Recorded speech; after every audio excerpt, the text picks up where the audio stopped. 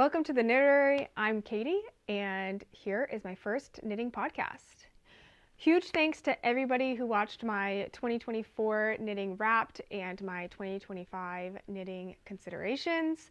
I was just overwhelmed with the support and the comments and the feedback, and so hope to add a couple things that people have asked for in these and start these podcasts. So if there's anything else that you guys want to see in the future from me, please let me know. But I do plan on doing podcasts in a regular cadence, whatever that ends up being for me. So today I'll start with what I am wearing, and that is the zipper jacket by Petite Knit. It is not the man version. It is not the light version. It is just the one that's called zipper sweater. And so it does have that twisted rib on it. I knit this in 2 strands of Patagonia by Juniper Moon. I don't know the color name off the top of my head or number, but they don't have a ton of colors in this line, and so I think you'll be able to find it if you look up the yarn. But it is just a nice brown with some different red and greenish yellow speckles. But it's a very cold day here in Michigan, so this is a perfect option for me today. And super warm and cozy. With that, this will be kind of the normal format of knitting podcast. So I'm going to start with my finished objects. Today I have more than I will normally have, as this is the first one, and so I have a little bit of a backlog. We'll then go into my works in progress, and then I probably will not be doing an acquisition section, primarily because I'm not someone who normally buys yarn without knowing what I'm going to be making with it.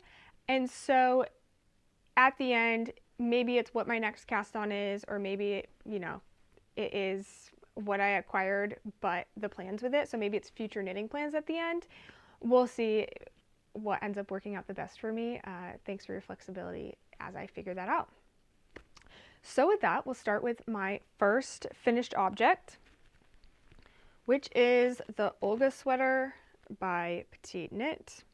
I do knit a lot of Petite Knit patterns, but I just knit a lot. So she isn't the only person that I knit her patterns of, but I do find them to be just like zero risk patterns. I know how my gauge relates to her gauge. I know that I'm going to like the fit at the end. I love the finishing details on hers. And so, of course, there's a range of how much I like certain ones over others, but I do find them myself to be very confident going into a Petite Knit pattern.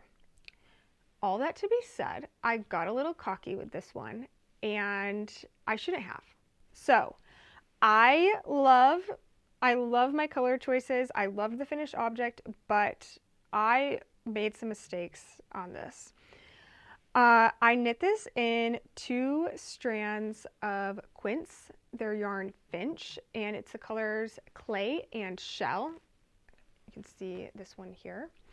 And I bought this at the Knitwit shop in Portland, Maine when I was on a trip there, and I did not buy enough. So I made the extra small in this pattern. That's not the size I should knit, but I didn't want it quite as boxy as her fit. So I knew I would fit into it. It would just be less positive ease. And then I tend to crop my Petite Knit patterns just a little bit. And so the yarn said I needed 250 grams of the light color and 250 to 300 grams of the darker color. And I was like, okay, I'll be fine with 250 of each. Like if I crop it a little bit, it'll be fine. I find that I always have a little left over yarn from Petite Knit patterns. No, that couldn't have been further from the truth. I definitely should have got 300 grams of both, but I decided to play yarn chicken and to just crop everything a little bit. So I stopped midway on the body and knit the sleeves, and I knit them probably one of each stripe color shorter than I should have. And honestly, I probably could have done 2 more, but I knew with blocking it would stretch a little bit. And then I finished the body, and ultimately I still lost yarn chicken. And so I cropped everything and still didn't have enough yarn. So I ended up ordering 1 more of the dark color because the only thing I didn't get through was the neck. And so I ordered this. It's not the same dye lot, and you can tell. I don't know if you can tell on camera, but you can in person. And I think it's okay, and I'm not super mad about that. Of everything I'm mad about that I did on this is not that bad to me because it's ribbing and the neckline, and so it's kind of okay that it looks a little bit different in the color. I'm not super upset about that. I think when I'm wearing it, no one's really gonna tell, except for maybe if they look at this back seam. But it is still just a little cropped. The length actually isn't too bad on the body, but the sleeves, I don't like a short or 3/4 length sleeve. And it definitely hits like just a little too short. And I'll try to put in a photo that shows this. I think I am going to block it one more time and try to get a little bit more length out of the sleeves. But I'm not positive I'll be able to. I think it's something I'll still wear, especially in the spring and like when it warms up. It might be a good transition piece with the cropped nature, but right now I would be freezing if I wore this. So yeah. I chose the colors kind of as a Valentine's Day color that I could wear year round. So that if I want to be festive on Valentine's Day, if I go to a Galentine's event, I could wear this, but it's not exclusive to one holiday or one day a year. So overall, great pattern, would recommend it. I wouldn't recommend playing yarn chicken, and I wouldn't recommend not knitting the size you're supposed to. So that's my key takeaways from the Olga sweater. This was my first time using this yarn, and I do really love the yarn choice, but I cannot tell you how it holds up yet because I have not worn this yet, and it's my first time using it. I do not foresee myself having 2 finished sweaters in basically any podcast going forward unless I wait a long time to film another one, but I do today. And I did knit most of that one in December of 2024, so it's, you know, that's probably why I have 2 today. The next one, my next finished object is my twist loop sweater by Other Loops. And this is knit in 2 strands of Sunday in the colorway Pine, which is a Petite Knit colorway. I love this color. This is the color of my Eva cardigan. That one's in pure Gint, and so it looks slightly different just because this is a little bit shinier in the Merino. This is straight off the blocking mats, so I have not even tried it on. So I can't wait to try it on. I definitely will put B-roll in here of me wearing it so that you can see what the fit is like. But I'm very confident in what the finished object is because I tried it on pre-blocking and I was in love with it. And it's a ribbed pattern, so blocking makes a huge difference in this style. I love the cabling on this pattern. I did do the 3. There's an option to just do 2 twists. And I also love the decreases. I haven't tried it on post-blocking, so maybe I'll change my mind. And if I do, I'll put some text on the screen. But I like that it has this little diagonal detailing on it rather than just an underarm decrease, which is very typical. So I love the raglan seams on it as well. And I just love knitting a raglan. And so it was such a pleasant experience to knit. I can't wait to wear it. I knit this as a challenge that I do for myself every year, and it is to knit a birthday sweater. So I actually will wear this the first time on my birthday. And so I cast it on January 1st. My birthday is at the end of January, and so I have 3.5 weeks to get it done and blocked before I wear it. And it's just a fun little tradition that I've done for myself. I'm going to sew in a little tag that says 29. That's how old I'll be turning. So my 29th birthday sweater. And it's just a fun little challenge and treat to myself to try and knit something a little bit quicker than I normally do. And I have to knit a little bit more monogamously when I'm doing this. So worked up super fast and I can't wait to wear it. Now on to my works in progress. First, I talked about this in my knitting considerations and immediately went and cast it on. This is the Friday Slipover by Petite Knit.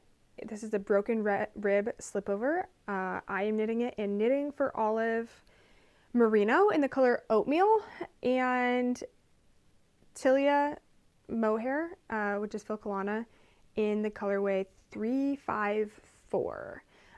So I am loving this. It is like a cozy teddy bear color. I love the texture of it, and it's been so pleasant to knit. Actually, the reason I cast this on so quickly after that video was I was going on a work trip, and so I brought this one on the plane with me, knit it in hotels, and it's lightweight. I know I'm not gonna have to do sleeves on it, so it's actually a very good travel project. I am not a sock knitter, which you've probably realized by now. I do want to try to knit a couple socks. I just don't ever think it's going to be my main thing. And so I know a lot of people travel with socks.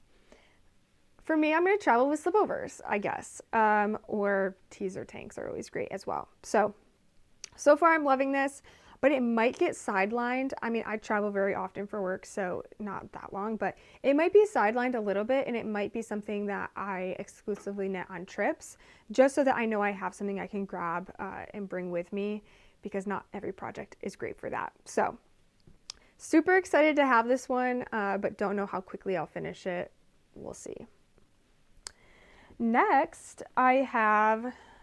Sorry, this is a lot of Petite Knit. This is not, all my future plans are not Petite Knit, but right now, apparently all my whips are.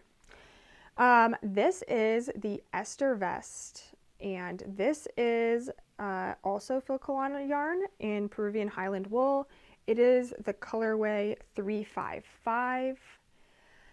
I just love how springy this color feels, and I also think this pattern is just very springy as well. And so for me, this is probably not going to be a January, February garment. It's going to be March, April, May. And so excited to be working on it, but I just finished the back yoke and I have to cast on now for the shoulders and go from there. Initially, I didn't love when this pattern came out. I think the sweater came out first, and I was like, oh, that's cute, but probably not one I'm going to knit. But the vest, I don't know. I love it. I love this pattern in the vest. And so just the diamonds, they're so cute. I am not loving knitting it though. And so I am probably more of a finished product knitter than a process knitter. And so some processes just feel very tedious. So I think I'll love that I have this in the end.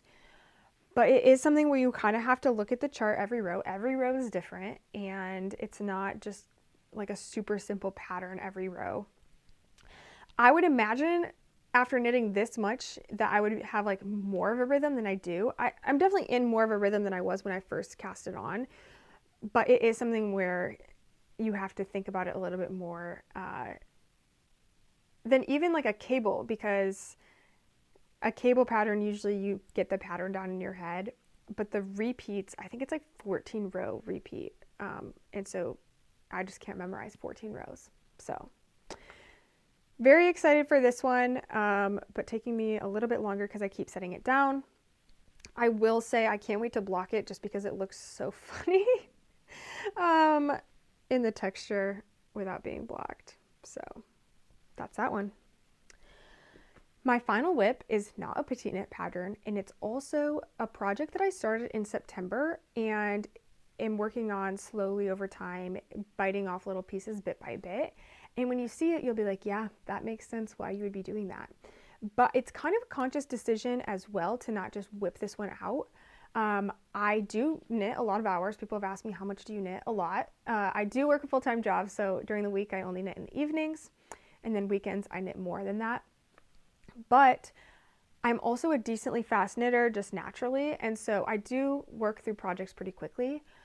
I like to have something where there's not a sense of urgency to get done, where you do just enjoy the process and you just have a patient demeanor towards the process of knitting and making. And so for that, this is my project right now, and just slowly chipping away. And this is the Diana sweater. This is a free, oh gosh, let me show that a little better. This is a free pattern that has a recommended donation. It's on Ravelry. It's called the Diana sheep sweater. And It is an all-over colorwork sweater that is inspired by Princess Diana's black sheep sweater. So there's going to be one black sheep on this. And it is a bottom-up fingering weight pattern. And so that is probably, you're probably like, yeah, that makes sense that you would just chip away at it, because this is a very time-consuming knit. There's over 300 stitches in the round. I have already made some modifications to this and will continue to make modifications all the way through, because this is a very old pattern and some of the things I just didn't want to do. You'll already notice I'm knitting it in the round, and the pattern is to be knit flat and then seamed together, and that was not going to work for me. So I will be writing extensive notes in Ravelry when I'm finished with this. Probably not before, as just in case I pull anything back, I wouldn't want to publish anything and then end up changing my mind on it and somebody had listened to that. So eventually there will be notes on what I did and how I did this. I am knitting this in Knitting for Olive Merino. I'll put the name of the color on the screen, but I believe it's pomegranate. And then they're white. And then I have leftover black from a different project, which is perfect because I will just need it for one black sheep later on. I am super excited to continue to chip away at this. I do think that my goal is maybe to finish it in 2025, just because I think if I keep it on the needles too long, I'm going to get bored of it, and I am afraid of it just sitting and being forgotten. So I do hope to finish it this year, I would say, but there's no pressure in getting it done. It definitely won't be done in Q1. It likely won't be done in Q2, but we'll see. Because of that as well, you'll know that this is a background project, but it might not come up in every podcast. Only if I make significant progress, I think I'll show it, just because in between this and the next one, I might not work on it. That's probably not true this time, but could be true in the future. And so I'm not going to like repeat myself every month and let you know that this is a work in progress, but just know that it is a back burner project that I'm working on, and very excited about. So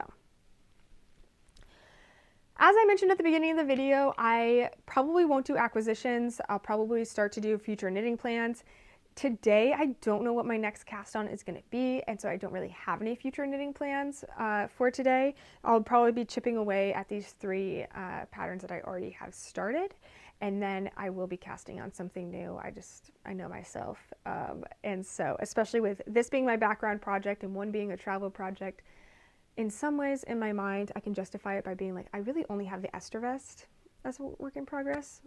Obviously not true, but knitting logic.